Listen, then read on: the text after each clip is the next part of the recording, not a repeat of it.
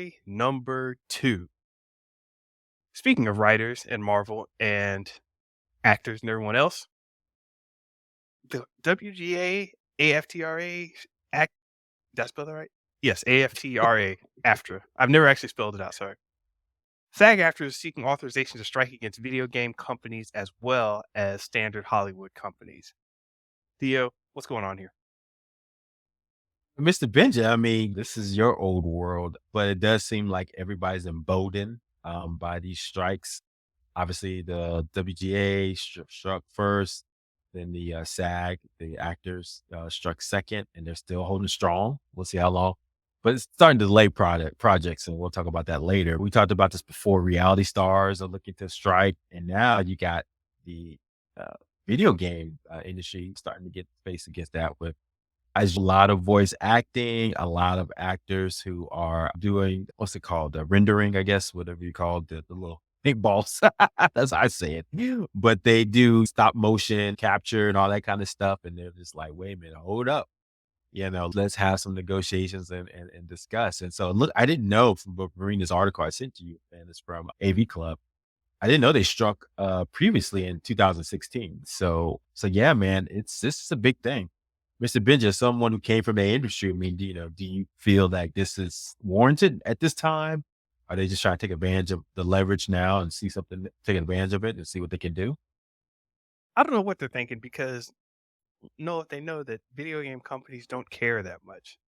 I mean, you're sitting here recording some voiceovers and they're like, "Oh my gosh, guys, there's a strike going on." It's like, "Really?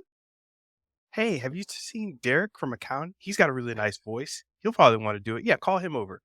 It's like back in the past, let's say the 2000s, people started saying, "Hey, let's get these big name actors in. Let's get these big name voiceover involved. Let's get these big name people to do a score." And it's like the return wasn't that much different than if your average Joe did it.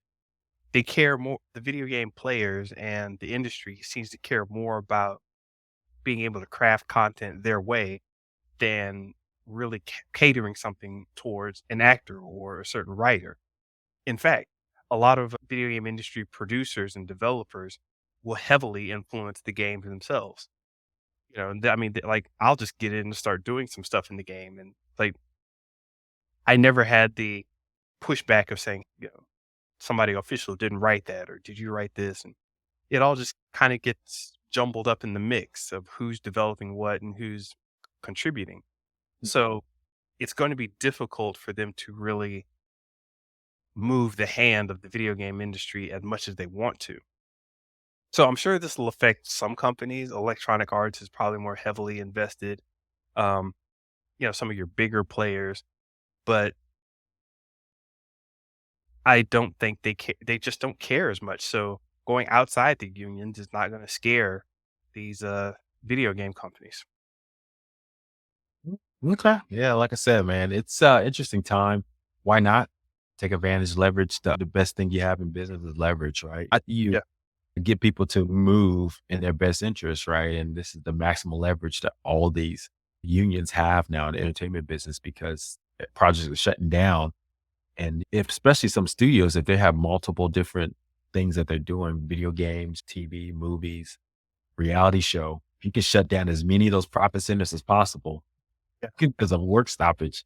Now they're going to be like, okay, oh, F these guys. Forget the actors. We got reality stars. It's only 20% of our business, but we can jump up to like 60% of our revenue next year. So, we don't got them no more shit. We're going to get some more revenue from. So now, as a Yes. business person, that's leverage. Now that I figure out, okay, I may have to negotiate with these guys. But you know what? Again, I just will say this. Scott Galloway made a great point. Yes, you could put some parameters around AI and structures and guidance and all that, but really, probably what they need to do is really focus their energies on how to. We'll probably talk about it later, right? With some of the art stuff we're seeing out there.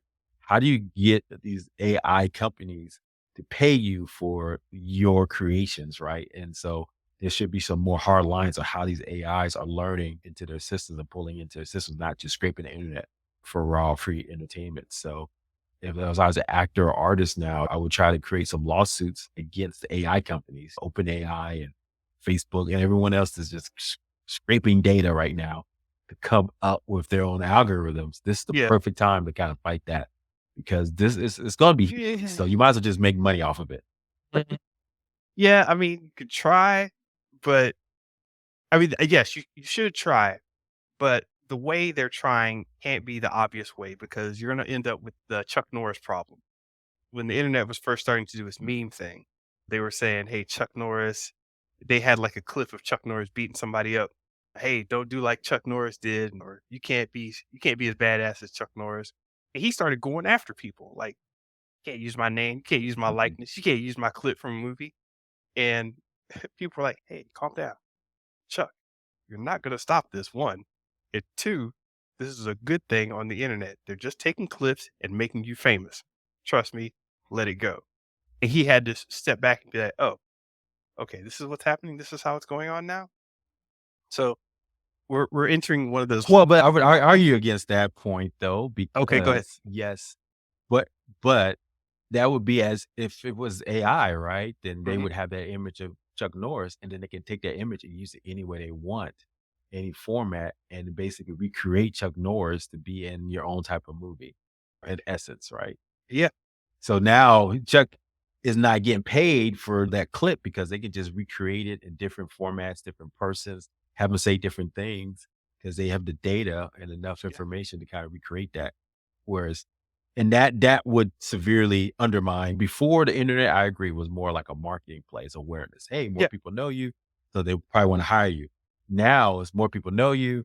So now the AIs learn what you do, and then they can do it cheaper than paying you directly.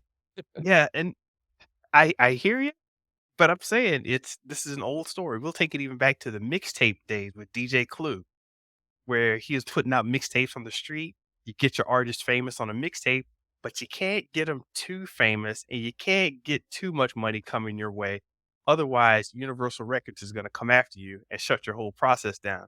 So just enough to keep the buzz going and keep the fans happy, but not enough where you end up in the territory of infringement. And what does Mm, that okay. mean in the AI world? I don't know, but I can tell you it's gone bad a lot of times. Okay. We'll see. Be Um, interesting to see how these people play this out. yeah. And by the way, video gamers and video games, they aren't opposed to using artificial intelligence. It's kind of a thing. Just to, It's what they're known for. Every yeah, I mean, we talked about NPC. NPC. yeah, gang. Yeah, we talked about that with yeah. Check our AI history and on the other podcast episodes, we talked about this. So that's that.